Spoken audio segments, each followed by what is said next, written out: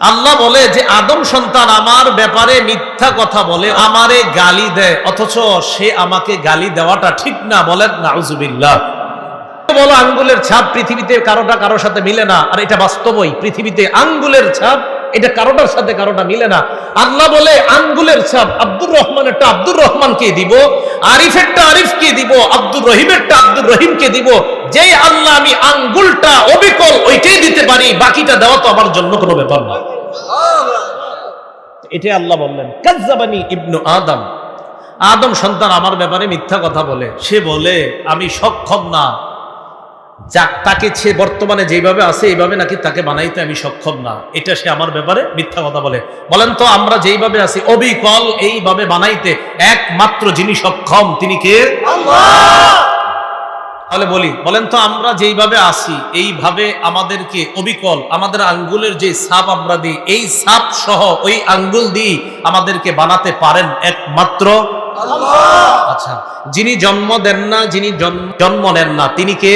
আল্লাহ। যার সমকক্ষ কেউ নেই তিনি কে? আল্লাহ। মূলনীতিটা বলেন তো, যিনি জন্ম গ্রহণ করেন তিনি মৃত্যুবরণ করেন, যিনি মৃত্যুবরণ করেন তিনি উত্তরাধিকার সাব্যস্ত করেন। তো সুতরাং যিনি মৃত্যুবরণ করেন না তিনি জন্ম নেন না। বলেন তো কে মৃত্যুবরণ করে না, করবে না? আল্লাহ। মাশাআল্লাহ। এই মূলনীতি যখন আমাদের মনে থাকবে তখন সাথে সাথে বলতে পারবো ইন্নাল্লাহা আযজা ওয়া জাল্লা ইয়ামুত ওয়া লা ইউওয়ারিসু। আমরা মূলনীতি শিখলাম, জন্ম গ্রহণ করা মানে মৃত্যুবরণ করা, আর মৃত্যুবরণ করা মানে উত্তরাধিকার বানানো। আল্লাহ কখনো মৃত্যুবরণ করবেন না, আর কাউকে আল্লাহ উত্তরাধিকারও বানান না। সুতরাং এজন্যই তিনি আল্লাহ, তিনি রব, তিনি আগেও ছিলেন, এখনো আছে, ভবিষ্যতে থাকবে, তার কখনো মরণ হবে না।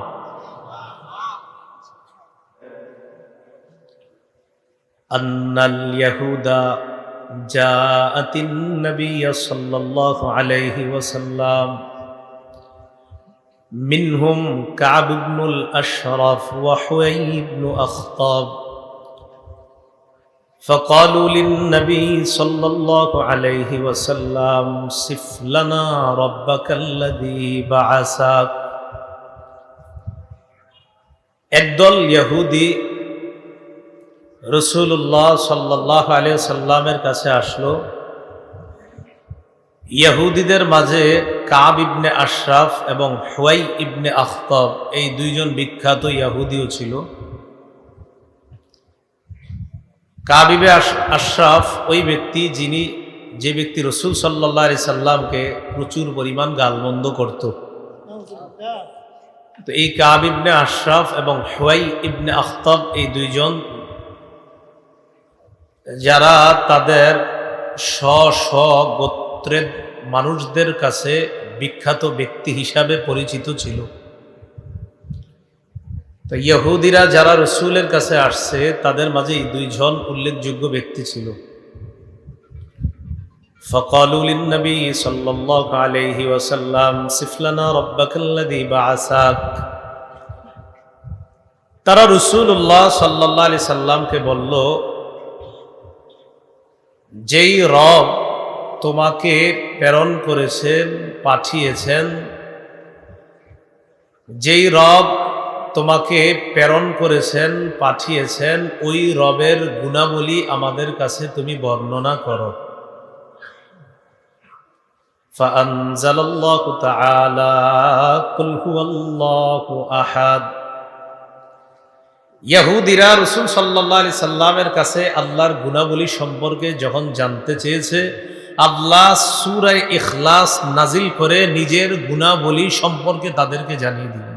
সুবহানাল্লাহ। এটা একটা বর্ণনা। দ্বিতীয় বর্ণনা উবাই ইবনে কাব রাদিয়াল্লাহু তাআলা আনহুর বর্ণনা।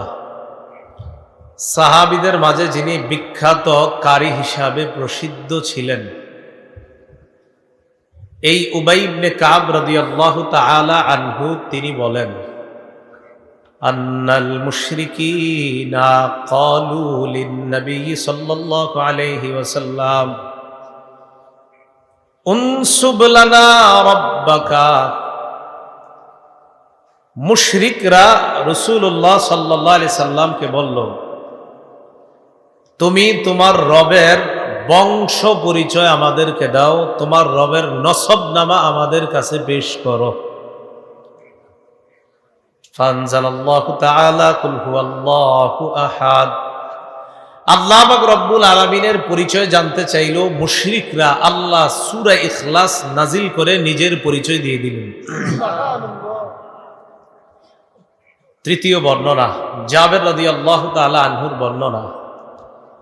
عن جابر بن عبد الله رضي الله تعالى عنهما أن أعرابيا جاء إلى النبي صلى الله عليه وسلم فقال انسب لنا ربك يا محمد। জাবির ইবনে আব্দুল্লাহ রাদিয়াল্লাহু তাআলা আনহুর বর্ণনা, এক গ্রাম্য ব্যক্তি আল্লাহ রাসূলের কাছে এসে বলে, মুহাম্মদ, তুমি তোমার রবের বংশ পরিচয় দাও, তোমার রবের নসবনামা দাও। ফাআনজালাল্লাহু তাআলা কুল হুয়াল্লাহু আহাদ। আল্লাহ সূরা ইখলাস নাজিল করে নিজের পরিচয় দিয়ে দিলেন। চতুর্থ বর্ণনা, আব্দুল্লাহ ইবনে মাসউদ রাদিয়াল্লাহু তাআলা আনহুর বর্ণনা। তিনি বলেন, ক্বালাত কুরাইশুন লিন-নবী সাল্লাল্লাহু আলাইহি ওয়াসাল্লাম। কুরাইশরা রাসূলুল্লাহ সাল্লাল্লাহু আলাইহি সাল্লামকে বলল, উনসুব লানা রাব্বাক। মুহাম্মদ, তুমি তোমার রবের বংশ পরিচয় দাও, তোমার রবের নসবনামা আমাদের কাছে পেশ করো। ফানজালাল্লাহু তাআলা কুল হুয়াল্লাহু আহাদ। আল্লাহ সূরা ইখলাস নাজিল করে কুরাইশদেরকেও নিজের পরিচয় জানায় দিলেন। সুবহানাল্লাহ। ইহুদিরাও জানতে চাইল গুণাবলী, গ্রাম্য ব্যক্তি জানতে চাইল রবের বংশ পরিচয়, মুশরিকরা জানতে চাইল রবের বংশ পরিচয়, কুরাইশরা জানতে চাইল রবের বংশ পরিচয়। তাদের সকলের বক্তব্যের জবাবে আল্লাহ পাক রব্বুল আলামিন সূরাতুল ইখলাস নাজিল করে নিজের গুণাবলী এবং নিজের পরিচয়ের সংক্ষিপ্ত সূরার মধ্যে ব্যাপকভাবে আল্লাহ জবাবটা দিয়ে দিয়েছে। সুবহানাল্লাহ। সূরাটা সংক্ষিপ্ত, গবেষণা করলে ব্যাপক। রাসূলুল্লাহ সাল্লাল্লাহু আলাইহি সাল্লাম বলেন, লিকুল্লি শাইইন নিসবাহ। প্রত্যেকটা জিনিসের একটা নিসবত থাকে, প্রত্যেকটা জিনিসের একটা নিসবত থাকে, সম্পর্ক। ওয়া নিসবাতুল্লাহ কুল হুয়াল্লাহু আহাদ। আল্লাহর নিসবত হলো কুল হুয়াল্লাহু আহাদ, তথা সূরা ইখলাসটাই হলো আল্লাহর নিসবত। সব জিনিসের একটা নিসবত থাকে, আল্লাহর নিসবত হলো কুল হুয়াল্লাহু আহাদ। তাহলে এই সূরাটার গুরুত্ব অনেক বেশি। আল্লাহ আমাদের সকলকে আমাদের রবের পরিচয় কেউ জানতে চাইলে আমরা সংক্ষিপ্তভাবে এই সূরাটা পাঠ করে দিয়েই বলবো এটাই আমাদের রবের পরিচয়। দ্বিতীয় আলোচনা, এই সূরার অনুবাদ শুনবো আমরা এখন, সংক্ষিপ্ত অনুবাদ। আল্লাহ পাক রব্বুল আলামিন তাদেরকে জানিয়ে দিলেন, কুল, নবী আপনি বলেন, হুয়াল্লাহ, তিনি আল্লাহ, আহাদ, তিনি একক অদ্বিতীয়, আল্লাহুস সামাদ, আল্লাহ অমুখাপেক্ষী, কারো মুখাপেক্ষী নন তিনি। অমুখাপেক্ষী কাকে বলে আল্লাহ পরে নিজে ব্যাখ্যা দিচ্ছেন, লাম ইয়ালিদ ওয়া লাম ইউলাদ, যিনি কাউকে জন্ম দেন না, যিনি কারো থেকে জন্ম নেন না। জন্মগ্রহণ করলে মৃত্যুবরণ করা লাগে, জন্মগ্রহণ করলে মৃত্যুবরণ করা লাগে। এজন্য সারা জীবন মনে রাখবেন, লাইসা শাইউন ইউলাদু ইল্লা সায়ামুত ওয়া লাইসা শাইউন ইয়ামুতু ইল্লা সাইওয়ারিস। একটা মূলনীতি মনে রাখবেন, জন্ম মানেই মৃত্যু, আর মৃত্যু মানেই অন্য কাউকে উত্তরাধিকার বানানো। জন্মগ্রহণ করা মানেই মৃত্যুবরণ করতে হবে, আর মৃত্যুবরণ করার পর অন্য কাউকে তার উত্তরাধিকার বানাইতে হয়। এই মূলনীতি যখন আমাদের মনে থাকবে, তখন সাথে সাথে বলতে পারবো, ইন্নাল্লাহা আযজা ওয়া জাল্লা ইয়ামুত ওয়া লা ইউওয়ারিসু।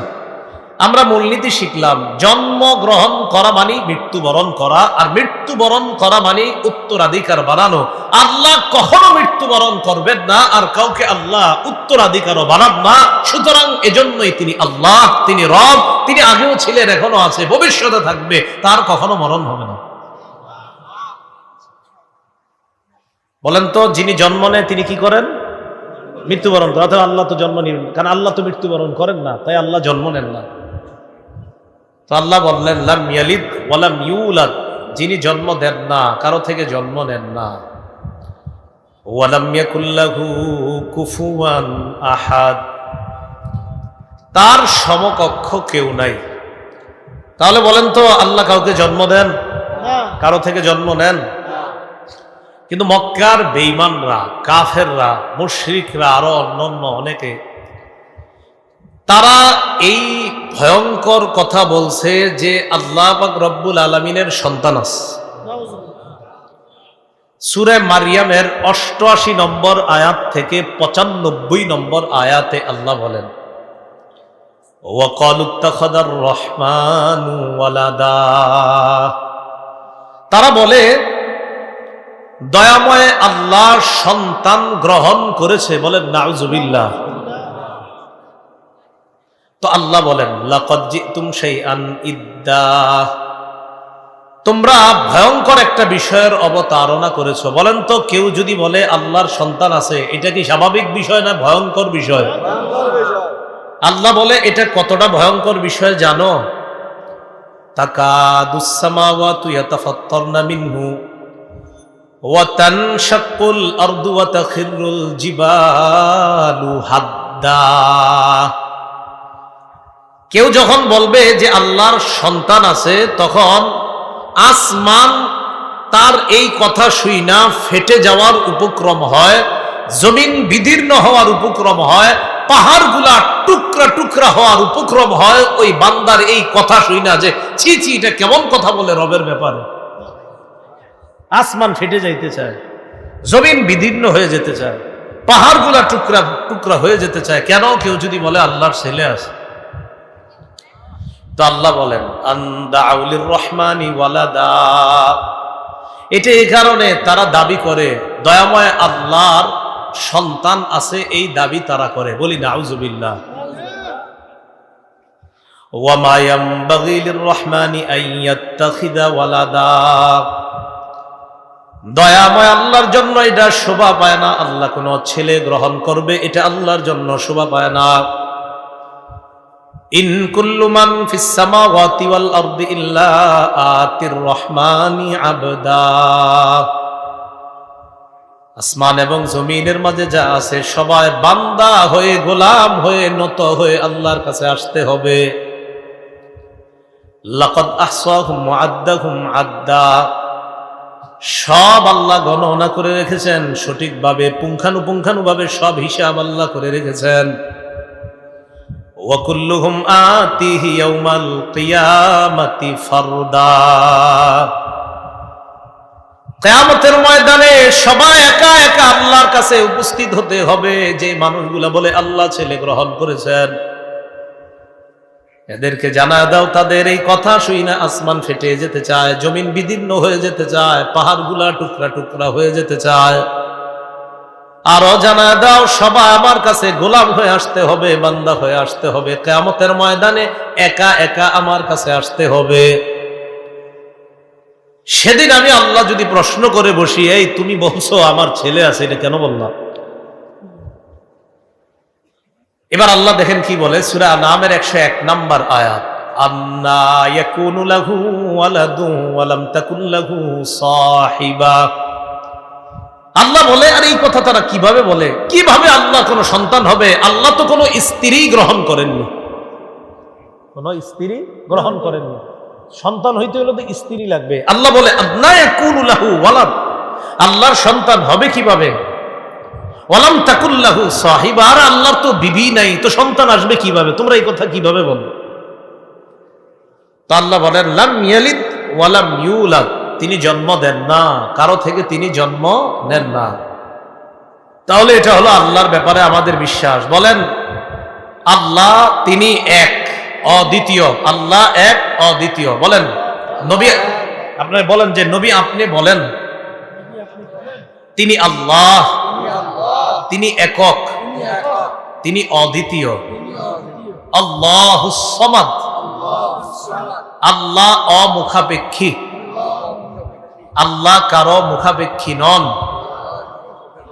লাম ইয়ালিদ, তিনি কাউকে জন্ম দেন না। ওয়ালাম ইউলাদ, তিনি কারো থেকে জন্ম নেন না। এতটুকু মনে থাকবে। এই সহজ অনুবাদগুলো তো একটু মুখস্থ রাখা দরকার, তো সহজ। ওয়ালাম ইয়াকুল্লাহু কুফুয়ান আহাদ, আল্লাহর সমকক্ষ নাই। আল্লাহর কি নাই? কোনো সমকক্ষ নাই। এ হলো সরল অনুবাদ।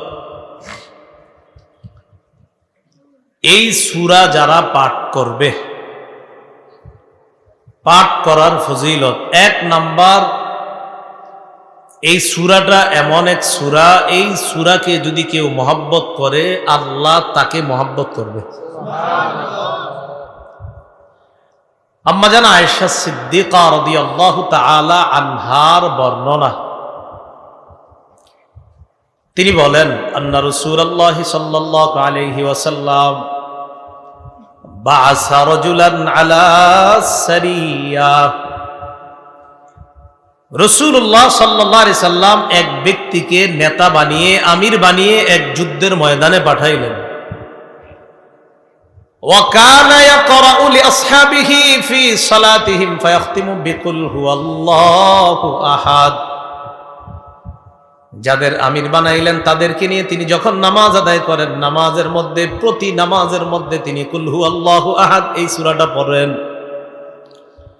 যত নামাজ পড়ে সব নামাজের মধ্যে এই সূরাটা আছে, কুল হুয়াল্লাহু আহাদ এটা পড়বেই। ফালাম্মা রাজাউ যাকারু যালিকা লিন-নবী সাল্লাল্লাহু আলাইহি ওয়াসাল্লাম, সাহাবীগণ যখন ফিরে আসলেন আল্লাহর রাসূলের কাছে, অভিযোগ করলেন, ইয়া রাসূলুল্লাহ, যাকে আমাদের আমির বানাইলেন এই ব্যক্তি যতবার নামাজ পড়ায় ততবার প্রতিটা নামাজের মধ্যে অন্যান্য সূরার পাশাপাশি কুল হুয়াল্লাহু আহাদ এই সূরাটা তিনি পড়েন। তো রাসূলুল্লাহ সাল্লাল্লাহু আলাইহি সাল্লাম এই কথা শুনে বললেন, সালুহ, তাকে তোমরা জিজ্ঞাসা করো, লিআইয়ি শাইইন কানা ইয়াসনাউ যালিক, এই কাজ সে কেন করে একটু তাকে জিজ্ঞাসা করো। ফাসালু, জনগণ তাকে প্রশ্ন করলো, তুমি কুল হুয়াল্লাহু আহাদ এই সূরা কেন বেশি পড়ো? তিনি জবাব দিলেন, লিআন্নাহা সিফাতুর রহমান, এই সূরা এমন এক সূরা, এই সূরার মধ্যে আমার রবের পরিচয়, ইন্নী উহিব্বু আন আকরাআহা, আমার রবের পরিচয়টা আমার বারবার পড়তে ভালো লাগে।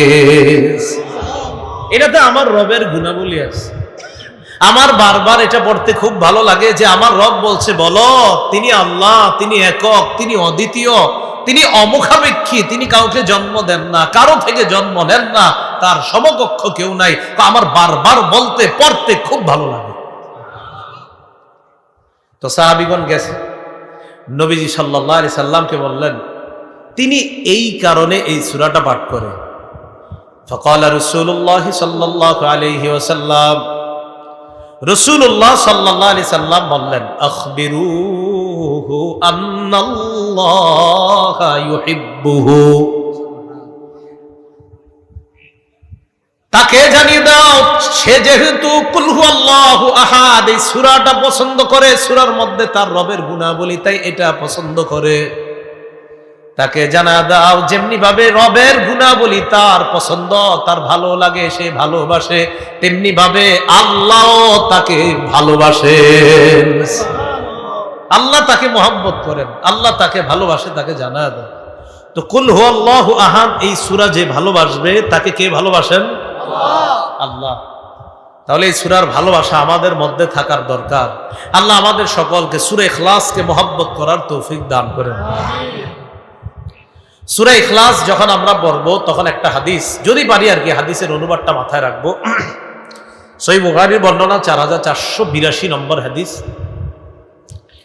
এই হাদিসের বর্ণনাকারী আব্দুল্লাহ ইবনে আব্বাস রাদিয়াল্লাহু তাআলা আনহুমা তিনি বলেন, আন্না রাসূলুল্লাহ সাল্লাল্লাহু আলাইহি ওয়াসাল্লাম قال, রাসূলুল্লাহ সাল্লাল্লাহু আলাইহি সাল্লাম বলেন, قال الله عز وجل, আল্লাহ পাক বলেছেন, নবীজি বলেন আল্লাহ পাক বলেছেন, এটাকে হাদিসে কুদসি বলে। তো আল্লাহ বলেন, কাযযাবানি ইবনু আদম ওয়া লাম ইয়াকুন লাহু যালিক, আল্লাহ বলে যে আদম সন্তান আমার ব্যাপারে মিথ্যা কথা বলে অথচ এটা তার জন্য বলা ঠিক না।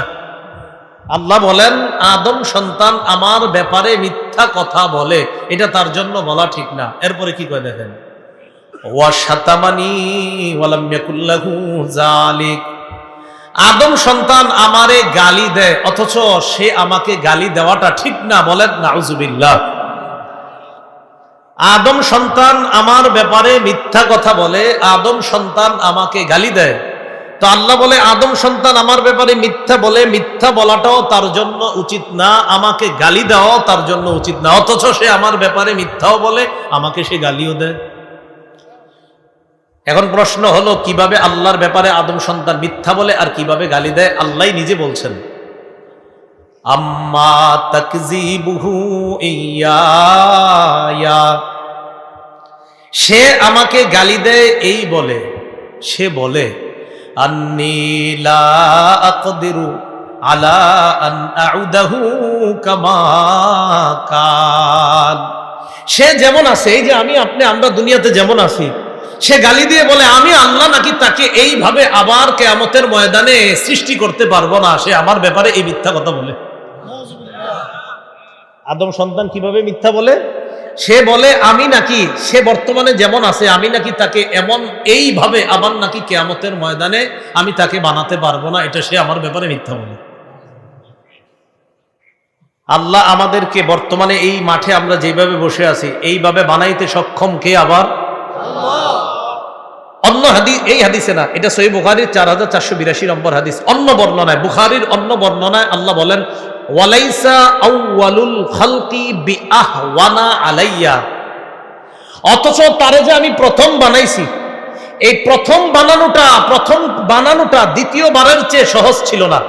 আরে বলেন, প্রথম কোন জিনিস বানানো আর পরে আবার এটার মতো বানানো, তাহলে দ্বিতীয়টা বানানো অবশ্যই সহজ, প্রথমটা বানানো কঠিন। আল্লাহ বলে প্রথম তাকে আমি বানাইলাম, এটা তো দ্বিতীয়বারের চেয়ে কঠিন ছিল না, সহজ ছিল না। প্রথমবারেরটা কঠিন হয়, দ্বিতীয়বারেরটা আরো সহজ হয়। যেই আল্লাহ আমি তোমারে প্রথমবার বানাইলাম, তো দ্বিতীয়বার বানানো তো আমার কাছে কোনো ব্যাপার না। আদম সন্তান আমার ব্যাপারে মিথ্যা কথা বলে, আমি নাকি তাকে যেইভাবে আছে এইভাবে বানাতে পারবো না। আল্লাহ বলে বানাতে পারবো অবশ্যই। কেমন বলেন তো? আমাদের পৃথিবীতে 7 জন 8 জন 10 জনের চেহারা যদিও মিলে যায়, আমাদের কি মিলবে না? আঙ্গুলের ছাপ মিলবে না। আল্লাহ পাক রব্বুল আলামিন বলেন, আয়াহসাবুল ইনসানু আল্লান নাজমা'a 'ইযামা বালা কাদিরিনা আলা আন নুসাউইয়া বানানা। মানুষ কি মনে করে আল্লাহ নাজমা'a 'ইযামা, আমি তার হাড় হাড্ডি এগুলো একত্রিত করতে পারবো না, এটা কি মানুষ মনে করে? আল্লাহ বলে বালা কাদিরিনা আলা আন নুসাউইয়া বানানা, আমি পারবো না, মানে আমি তার আঙ্গুলগুলা, যে আঙ্গুল দুনিয়াতে ছিল ওইগুলা ওইভাবে আমি আল্লাহ আবার বানাইতে সক্ষম। আঙ্গুলের কথা কেন বলছে?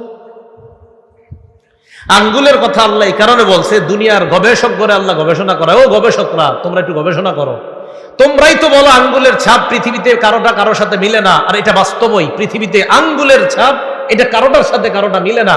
আল্লাহ বলে আঙ্গুলের ছাপ আব্দুর রহমানেরটা আব্দুর রহমানকে দিব, আরিফেরটা আরিফকে দিব, আব্দুর রহিমেরটা আব্দুর রহিমকে দিব। যেই আল্লাহ আমি আঙ্গুলটা অবিকল ওইটাই দিতে পারি, বাকিটা দেওয়া তো আমার জন্য কোনো ব্যাপার না। এটাই আল্লাহ বললেন, কাযযাবানি ইবনু আদম, আদম সন্তান আমার ব্যাপারে মিথ্যা কথা বলে, সে বলে আমি সক্ষম না, তাকে সে বর্তমানে যেভাবে আছে এইভাবে নাকি তাকে বানাইতে আমি সক্ষম না, এটা সে আমার ব্যাপারে মিথ্যা কথা বলে। বলেন তো আমরা যেইভাবে আছি অবিকল এইভাবে বানাইতে একমাত্র যিনি সক্ষম তিনি কে? আল্লাহ। আর গালি কিভাবে দেয় আল্লাহ বলে, ওয়া আম্মা শাতামুহু ইয়া ফাকাউলুহু লি ওয়ালাদুন সুবহানি আন আত্তাখিযা সাহিবাতাও ওয়ালা ওয়ালাদা।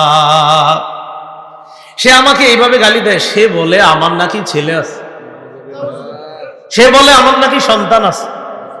তাহলে বলেন তো, কেউ যদি বলে আল্লাহর সন্তান আছে, এটা আল্লাহকে কি করা? গালি দেওয়া। আদম সন্তান আমারে গালি দেয় এইভাবে, সে বলে আমার নাকি সন্তান আছে, অথচ আমি আল্লাহ স্ত্রী এবং সন্তান গ্রহণ করা থেকে পুত পবিত্র। বলেন, আমাদের রব সন্তান গ্রহণ করা আর স্ত্রী গ্রহণ করা থেকে কি পুত? এটা আমাদের বিশ্বাস। বলেন, এটা আমাদের বিশ্বাস। তাহলে আল্লাহ আমাদের সকলকে কথাগুলো বোঝার তৌফিক দান করেন।